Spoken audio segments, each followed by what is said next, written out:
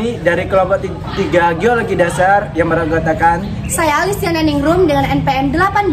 Saya Lulu Dwi Lestari dengan NPM 15. Saya Indah Mutiara Ramadhani dengan NPM 14. Saya Irham Maulid Fajar dengan NPM 69. Saya Julia Zanwardani dengan NPM 68. Saya Dewi Sri Mulyani dengan NPM 13. Saya Salsabila Izzati Rusdik dengan NPM 17. Kami akan memaparkan materi tentang Siklus batuan. Yang pertama akan kita bahas yaitu mengenai batuan intrusif ataupun bisa juga disebut dengan batuan plutonik.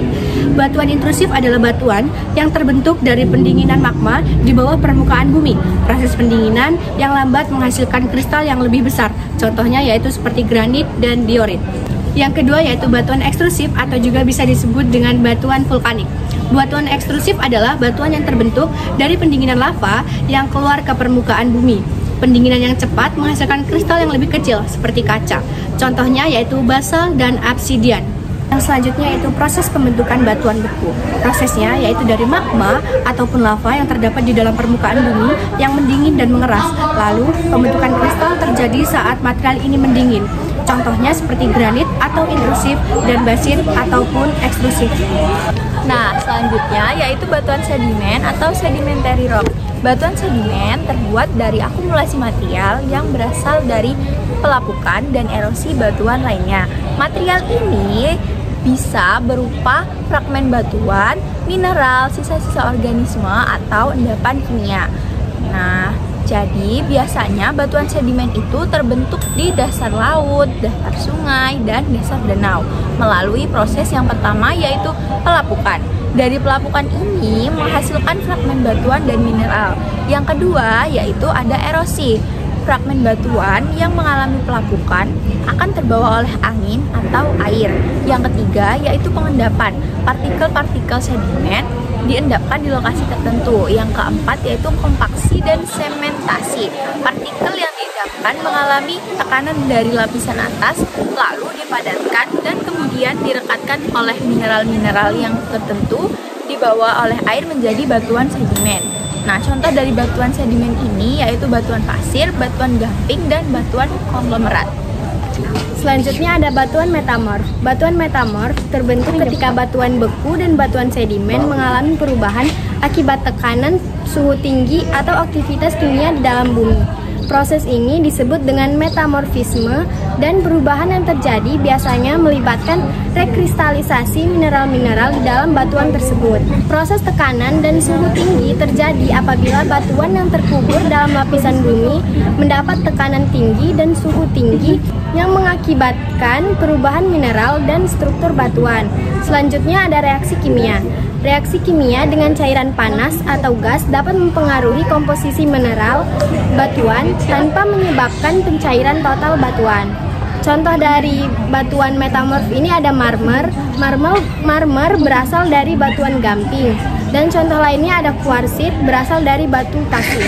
Siklus batuan tidak mengikuti urutan secara tetap loh, tetapi seringkali melibatkan transformasi batuan secara terus-menerus. Nah, saya di sini akan menjelaskan tahapan siklus batuan. Yang pertama itu ada pelapukan dan erosi. Semua batuan yang ada di permukaan bumi ini akan mengalami pelapukan dan erosi akibat pengaruh cuaca, air, angin, dan aktivitas biologis. Nah, dari hasil pelapukan ini akan membentuk batuan sedimen dan diendapkan di suatu tempat.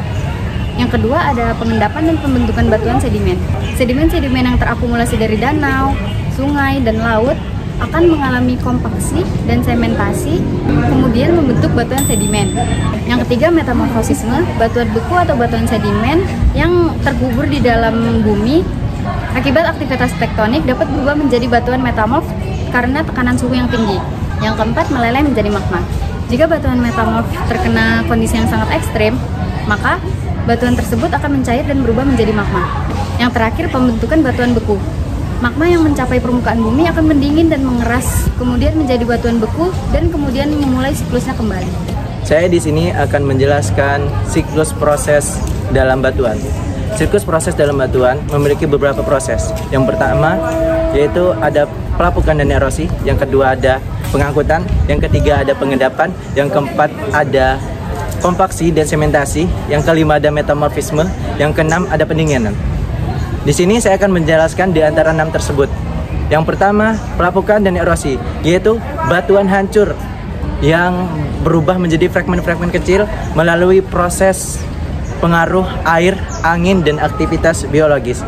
Yang kedua, ada namanya pengangkutan, yaitu batuan hancur yang telah berubah menjadi fragmen-fragmen kecil lalu diangkut oleh agen seperti air, angin, dan es ke suatu tempat.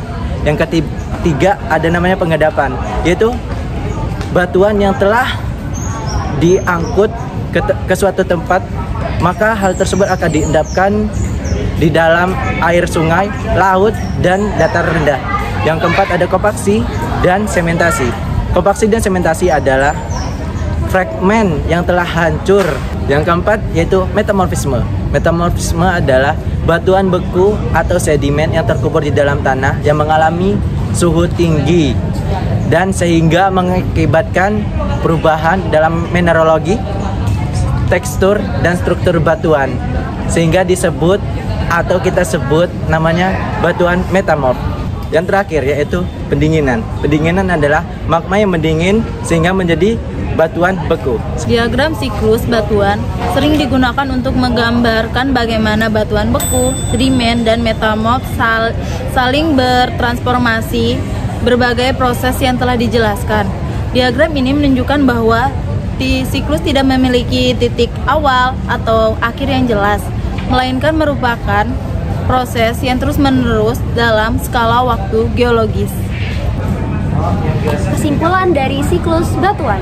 Siklus batuan merupakan konsep penting dalam geologi yang membantu kita memahami bagaimana pembentukan batuan di permukaan bumi terbentuk dan berubah melalui waktu. Terdapat 4 faktor yang mempengaruhi siklus batuan. Yang pertama adalah cuaca. Yang kedua adalah aktivitas vulkanik. Yang ketiga adalah gerakan tektonik. Dan yang terakhir adalah reaksi kimia dari dalam bumi.